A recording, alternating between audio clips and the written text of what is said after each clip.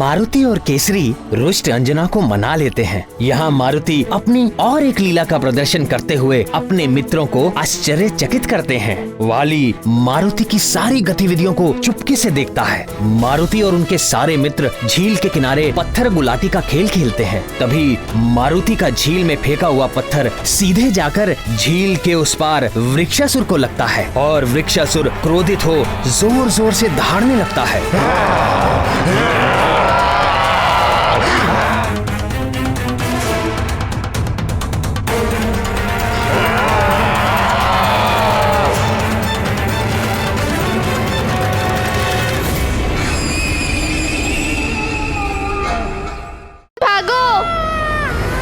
केसरी पुत्र, मुझे बार बार छेड़कर उत्तेजित करने का दुस्साहस ना कर।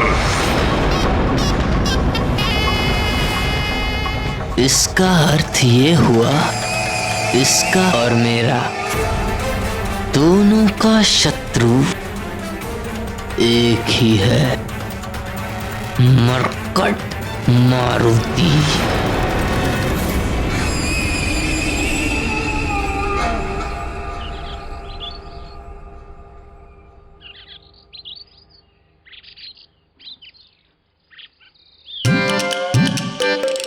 इतनी तीव्र गति से मैं आज तक कभी नहीं भागा। किंतु मित्र, इतनी तीव्र गति से हम भागे क्यों? वो भयंकर दहाड़ की ध्वनि क्या तुमने नहीं सुनी? उसी भयंकर ध्वनि के भय से तो हम यहाँ आ गए हैं। भय? भय क्या होता है? क्या तुम्हें भय के बारे में नहीं पता? नहीं नहीं, ये तो अभी नन्हा बालक है, इसे कैसे पता होगा? और इसने ना ही अब तक पाठशाला जाना आरंभ किया है। अब इसे कैसे समझाएं कि भय क्या होता है?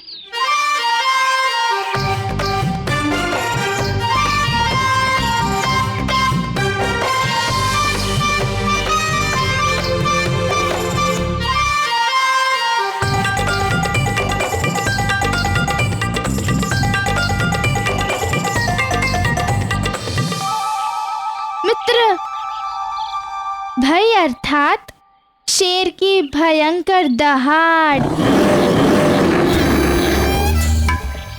नहीं नहीं, भय का अर्थ है घनघोर अंधेरे में विचरते निशाचर।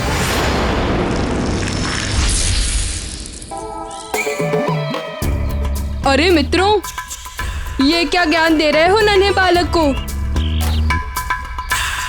भय का अर्थ होता है गुरुजी की छड़ी। ठहरो, तुम सबको कुछ नहीं पता। थोड़ा ज्ञान मुझसे ले लो। जब कभी मन घबराए या फिर प्राणों पे संकट बनाए, माता पिता का स्मरण हो आए, या कहो नानी का स्मरण हो आए। हाँ, तब समझ लो, उसे ही भय कहते हैं। कल अमावस के दिन, और यदि तुम कल मेरे हाथ लग गए तो कोई देवता भी तुम्हें मेरा भोजन बनने से बचा नहीं पाएगा। वाली महानतम, ये तो तुम्हारे लिए अत्यंत ही शुभ संकेत है।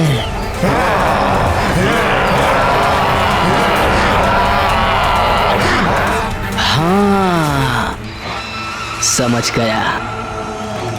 अब तो बस अमावस के दिवस ही मुझे अपनी योजना को साकार करना होगा।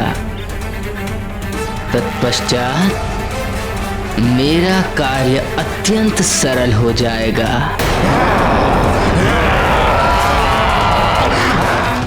अब तो बस अपनी योजना अनुसार किसी भी प्रकार उस मायावी मरकट को वृक्षासुर की पहुंच तक ले जाना है।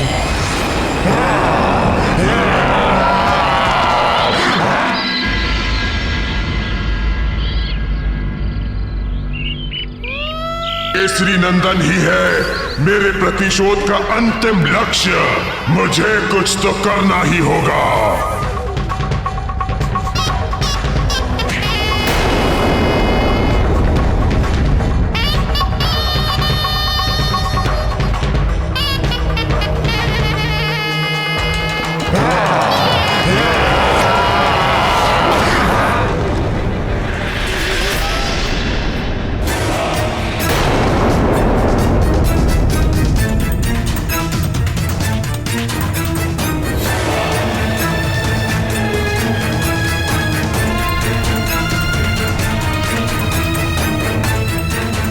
अरे ये मूर्ख फिर क्यों मेरी ओर चला आ रहा है? क्या ज्ञात नहीं है इसे कि यहाँ मेरी सीमा में प्रवेश करने वाले के प्राण निकाल लिए जाते हैं? या इसे मेरा भय नहीं है? भय तो मुझे अभी भी प्रतीत हो रहा है उस भयंकर दहाड़ के बारे में सोचकर। हाँ, बड़ी ही भयंकर और डरावनी थी वो दहाड़।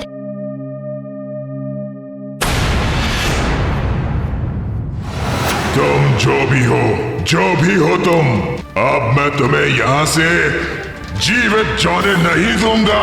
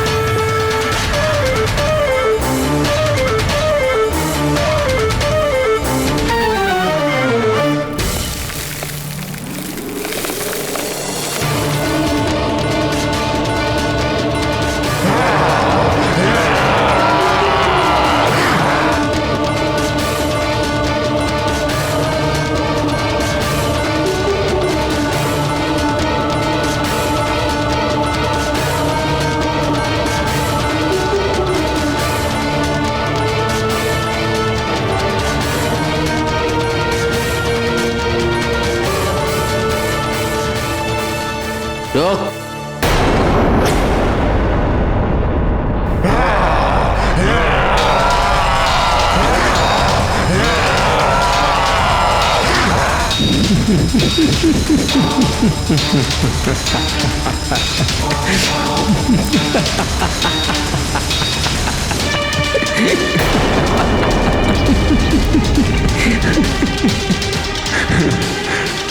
कौन हो तुम? क्या अपनी मृत्यु का भय नहीं है तुम्हें? मैं घात लगाए बैठा हूं और तुम हंस रहे हो। तुम्हारी बुद्धिहीनता पे हंस रहा हूं वृक्षासुर। मैं तुम्हारी सहायता करना चाहता हूं और तुम मेरे ही प्राण हरना चाहते हो। बुद्धिहीनता तो तुमने दिखाई है मूर्ख। मेरी सीमा के भीतर इस मृत्यु द्वार पर पुनः आकर आज तक कोई यहां से वापस नहीं जा सका है। अब तुम भी नहीं जा सकोगे और ना ही यहां तुम्हारी सहायता को कोई आ सकता है। केसरी नंदन चाहिए तो रुक जाओ।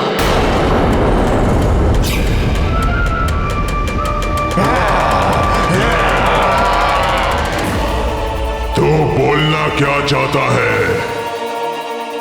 यदि आज तुमने मुझे मार दिया तो तुम्हारा परम शत्रु केसरी नंदन सदा के लिए जीवित रह जाएगा और तुम उस तक पहुंचने का स्वप्न संजोते रह जाओगे। परम शत्रु केसरी नंदन। हाँ, परम शत्रु केसरी नंदन, वही मायावी मरकट जिसकी हत्या ही तुम्हारे प्रतिशोध का अंतिम लक्ष्य है।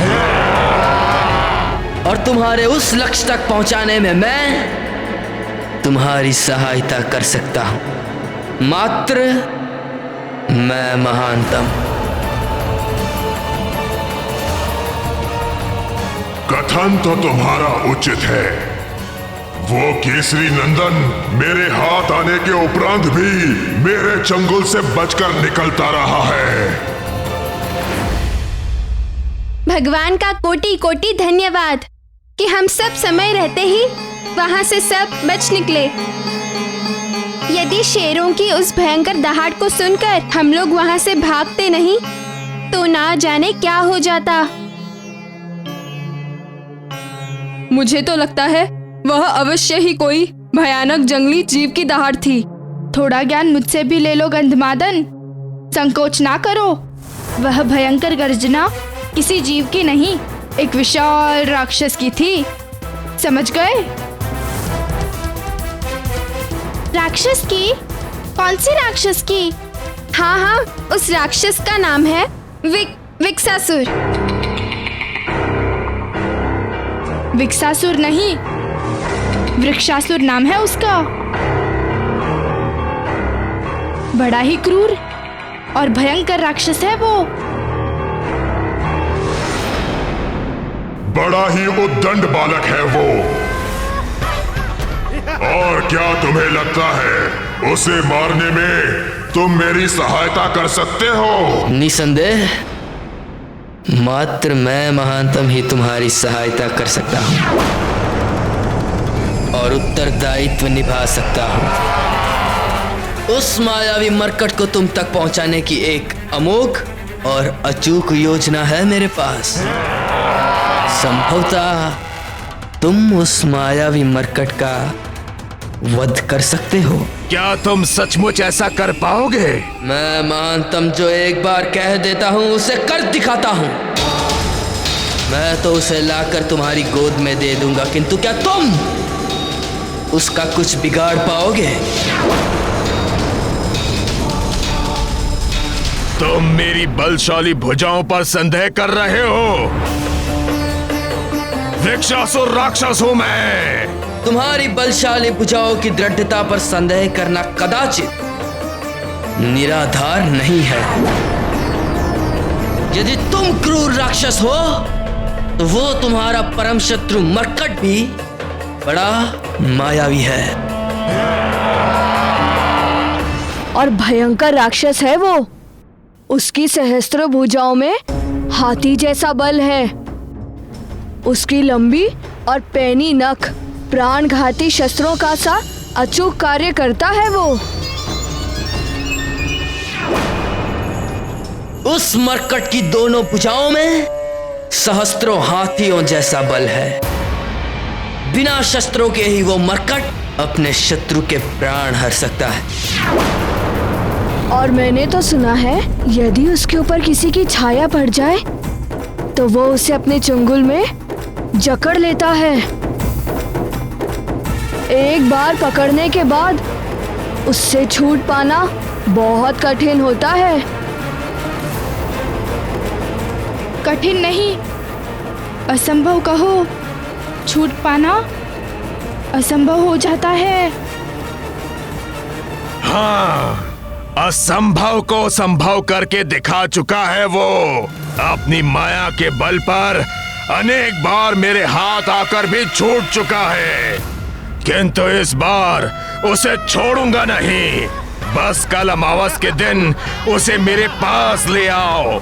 अमावस के दिन मेरी निशाचरी छल बल शक्तियां असामान्य रूप से जागृत हो जाएंगी, जिसका सामना करने से स्वयं मृत्यु भी भय खाती है। तो अब साथ साथ उत्सव मनाने की योजना भी बना लो। वो मायावी मरकट मेरी ओर से तुम्हारे लिए मित्रता का एक उपहार होगा, और तुम मेरी ओर से मरकट की चबाई हुई अस्थियां उपहार स्वरूप स्वीकार कर लेना।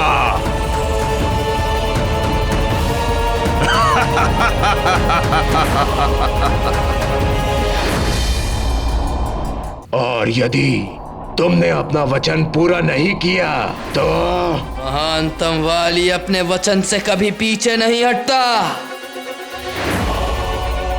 यदि तुम्हें अपने मित्र की मित्रता और सहयोग पर तनिक भी संदेह है तो लो, अभी इसी क्षण मुझे अपना आहार बना लो। लो,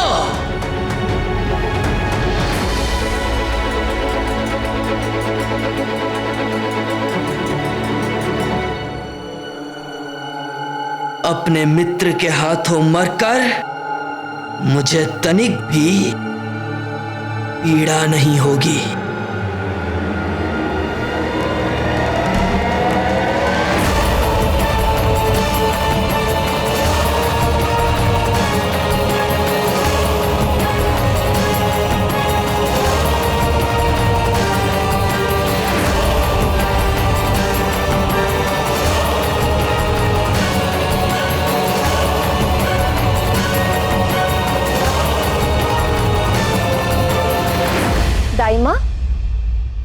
मारुति को देखा आपने?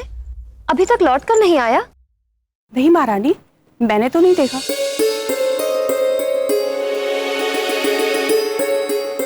अच्छा, आप जाइए, उसका दूध तैयार कीजिए। जी महारानी। मित्रों के साथ क्रीड़ा में मारुति को आजकल शुद्धा और तृष्णा भी नहीं सताती। इतना समय बीत गया किंतु अभी तक मारुति लौटकर नहीं आया। मैं स्वयं मारुति को वाटिका में जाकर देखता हूँ। नहीं स्वामी, मैं स्वयं देख लेती हूँ।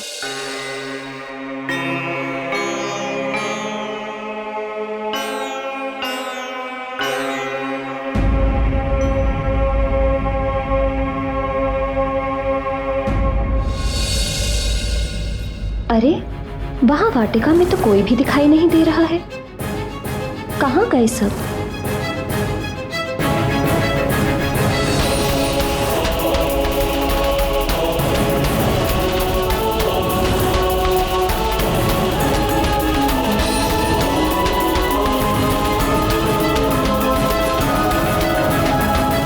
इतनी आशंकित क्यों हो प्रिय?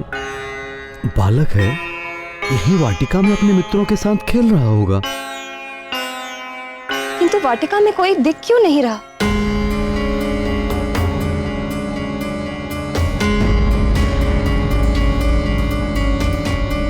हो सकता है अपने मित्रों के साथ झील की ओर चला गया हो। मैं अभी किसी सेवक को भेज के पता कराता हूँ। स्वामी, आप तो अपने पुत्र की प्रवृत्ति जानते हैं ना, कि वो कितना नटखट है। भय है मुझे कि कहीं अपने नटखटपन में वो अपने आप को ही हानि ना कर बैठे।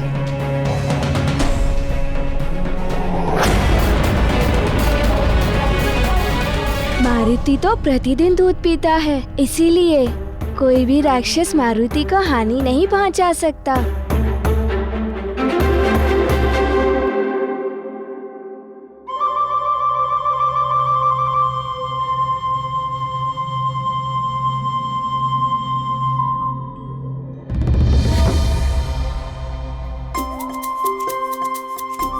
स्मरण आया, दूध। मारुति के दूध पीने का समय हो गया है। माँ प्रतीक्षा कर रही होंगी। चलो मित्रों, मैं तो चला दूध पीने। मेरे पुत्र को कोई हानि नहीं हो सकती, क्योंकि मैं उसे पहले ही समझा चुका हूँ कि अपने नटखटपन में कुछ भी ऐसा ना करे जिससे किसी को कष्ट पहुंचे या किसी भी प्रकार की हानि की संभावना हो। उचित है स्वामी, किंतु माँ का हृदय नहीं मानता। माँ के मन की व्यथा कोई नहीं समझता। माँ के लिए संतान तब तक ही सुरक्षित है जब तक वो उसकी आंचल की छांव में है।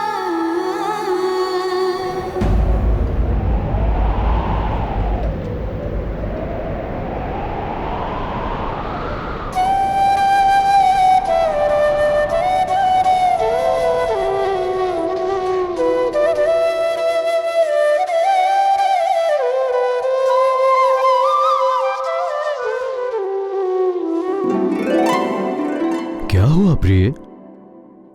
आपका लाडला पुत्र आ गया। किंतु तुम्हें कैसे पता कि मारुति आ गया? माँ हूँ, मन के नेत्रों से पुत्र के आने का संकेत मुझे पूर्व ही मिल जाता है।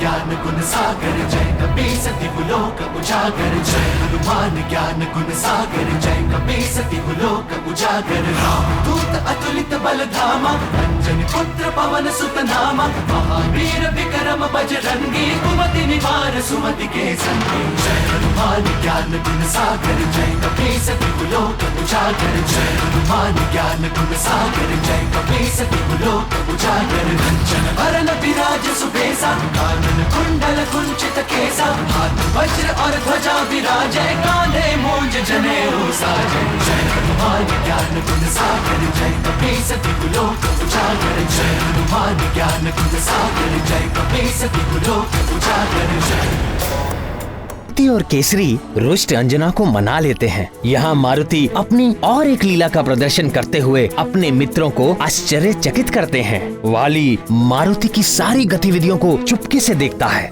मारुति और उनके सारे मित्र झील के किनारे पत्थर गुलाटी का खेल खेलते हैं। तभी मारुति का झील में फेंका हुआ पत्थर सीधे जाकर झील के उस पार वृक्षासुर को लगता है और वृक्षासुर क्रोधित हो जोर जोर से दहाड़ने लगता है।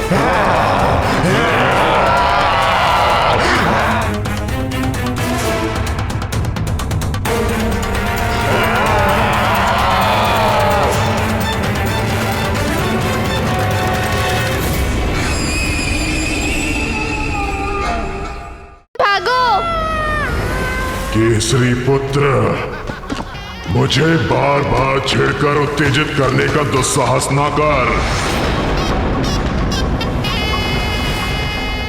इसका अर्थ ये हुआ, इसका और मेरा दोनों का शत्रु एक ही है, मरकट मारुति।